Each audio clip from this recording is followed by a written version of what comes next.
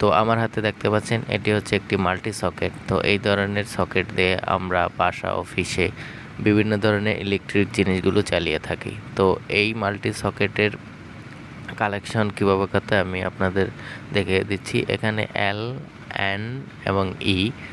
এলে সবসময় ফেস লাইনটি দিতে হয়, এনে নিউট্রাল এবং ইতে আর্থিং।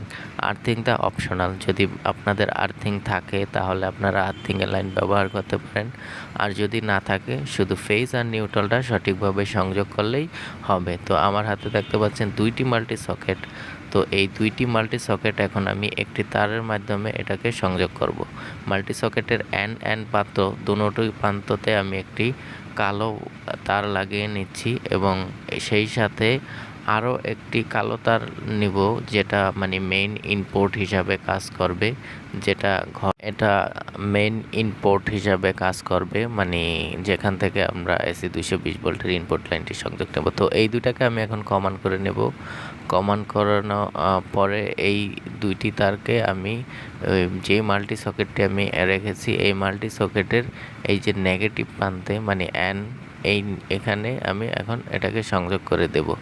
তাহলে আমার নিউট্রালের কালেকশন শেষ। এখন আমার এবার ফেজ লাইনের কালেকশনটা দিতে হবে।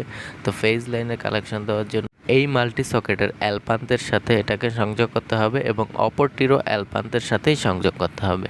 তো সেই জন্য আমি একটি লাল কালারের তার নিয়েছি। এই তারটি এখন আমি মাল্টি সকেটের যেই এল লেখা যেখানে ফেস লাইনটি সংযোগ দিতে হবে, তো সেখানে আমি এই মাল্টি সকেটের লাইনটি সংযোগ করে দিচ্ছি এবং যেটা আমি লাল আরেকটি ওয়্যার দেখতে পাচ্ছেন মেইন ইনপুট, তো ওই মেইন ইনপুটের তারটি আমি এটার সাথে কমান করে নেব।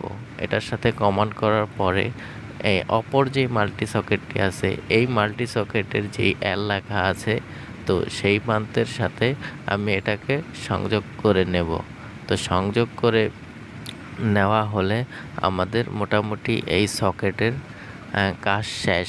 মাল্টি সকেটের এখন সংযোগ করা শেষ, কাজ শেষ, শুধু আর্থিংটা বাদে। যেহেতু আর্থিংয়ের লাইন নাই সেই জন্য আমি ওটা দেই নেই। তো এখানে আমি এখন যে একটি প্লাস্টিকের বোর্ড নিয়েছি, তো এই বোর্ডের মধ্যে এই মাল্টি সকেটগুলো সুন্দরভাবে ফিক্স করে নেব।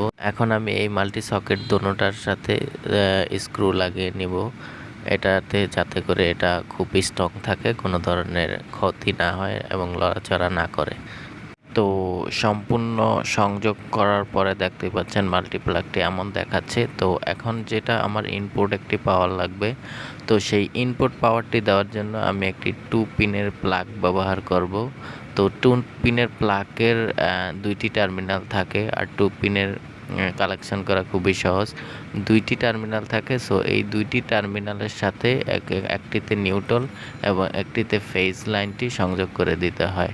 তো এখন আমি এই 2 পিনের সাথে একটি ফেজ এবং একটি নিউট্রাল মাল্টিপ্লাগের থেকে যেই তারটি এসেছে তো সেই তারটি আমি এটার সাথে এখন সংযোগ করে দেব। সংযোগ করে দেওয়ার পরে আমি মাল্টিপ্লাগটিকে চেক করব যে আমাদের মাল্টিপ্লাগটি সঠিকভাবে কাজ করছে কিনা। তো এখন আমি এই যে 2 পিন প্লাগটি লাগিয়ে নিচ্ছি। তো 2 পিন প্লাগটি লাগানোর শেষেই আমি চেক করব।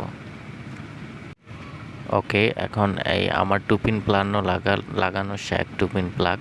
তো এখন আমি এটাকে ইনপুট এসি 220 ভোল্টের সাথে সংযোগ করব।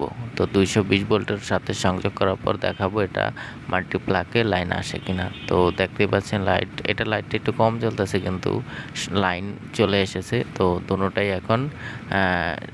দোনোটার মধ্যে এখন লাইন আছে। তো এখন আমি এটাকে চেক করব। তো সেজন্য আমি একটা 200 ওয়াটের বাল্ব নিয়েছি। তো এই বাল্বটির সাহায্যে এখন আমি এই মাল্টিপ্লাগের যেই সকেটগুলো এই সকেট দুটোটা আমি চেক করব যে কাজ করে কিনা সঠিকভাবে। তো দেখতেই পাচ্ছেন কাজ করছে এবং আমি অপরটায় লাগালাম, তারপরে দেখব যে এটাও কাজ করে কিনা। তো যখনই আমি সুইচ অন করছি তখনই দেখেন কাজ করছে। তো এই হলো মাল্টিপ্লাগ, আপনারা চাইলে বা নিজেরাই বানিয়ে নিতে পারেন।